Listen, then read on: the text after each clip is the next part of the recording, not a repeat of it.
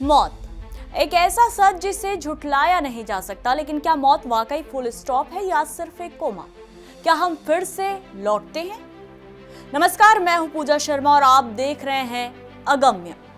आज हम एक ऐसे विषय पर बात करेंगे जो विज्ञान और आस्था के बीच की सबसे पुरानी जंग है, जहां पहुंचना कठिन है। पिछले कुछ सालों में खासकर राजस्थान की मिट्टी से कुछ ऐसी कहानियां सामने आई जिन्होंने बड़े बड़े तर्कशास्त्रियों के होश उड़ा दिए हैं। 4 साल की बच्ची जब अपने पिछले जन्म के बच्चों को गले लगाकर रोने लगे, या 10 महीने का बच्चा विदेशी लहजे में बात करने लगे, तो आप इसे क्या कहेंगे?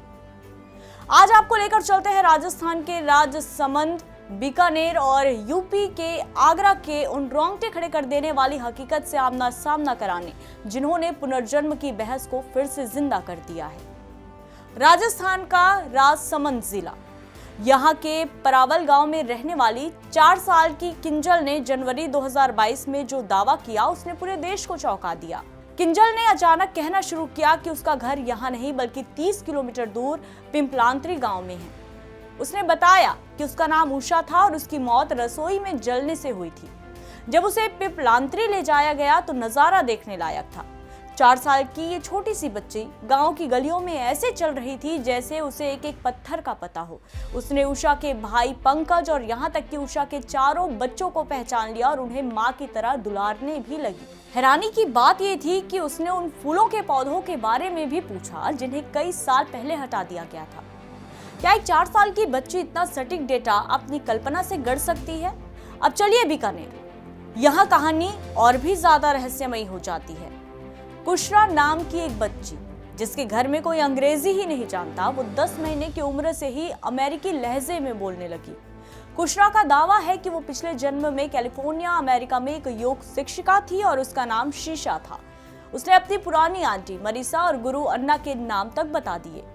वो ऐसे कठिन योग आसन करती है जो सामान्य बच्चों के लिए नामुमकिन सा है। वैज्ञानिक भाषा में इसे जेनोग्लोसी कहते हैं, यानी ऐसी भाषा बोलना जो इस जन्म में सीखी ही ना गई हो। सवाल वही है, बीकानेर के एक साधारण परिवार की बच्ची के पास कैलिफोर्निया की यादें कहां से आई?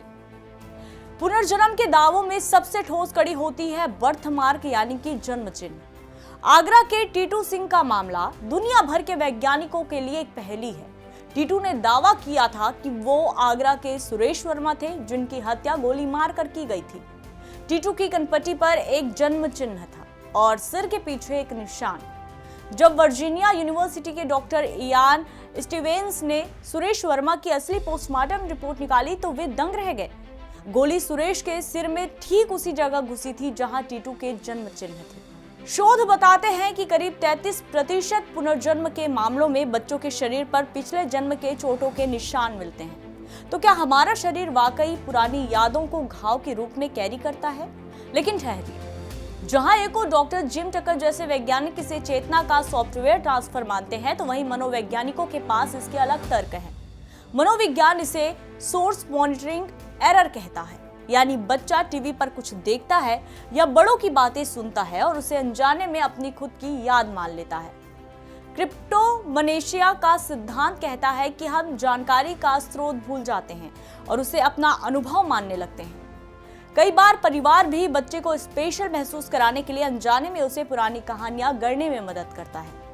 तर्कवादियों का कहना है कि भारत जैसे देश में जहां करोड़ों लोगों के नाम और पेशे एक जैसे हैं, वहां किसी बच्चे के दावों का किसी मृत व्यक्ति से मिल जाना महज एक सांख्यिकीय संयोग भी हो सकता है।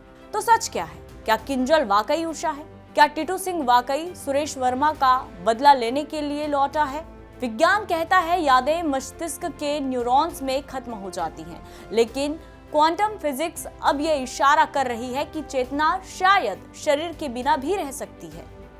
पुनर्जन्म के 70% मामले अकाल मृत्यु से जुड़े होते हैं। शायद ये अधूरापन ही है जो स्मृतियों को दोबारा लौटने पर मजबूर करता है, या शायद ये इंसानी दिमाग का वो कोना है जिसे हम आज तक समझ ही नहीं पाए। आप क्या मानते हैं? क्या ये आत्मा का सफर है या सिर्फ दिमाग का एक खेल? अपनी राय हमें कमेंट्स में जरूर बताएं।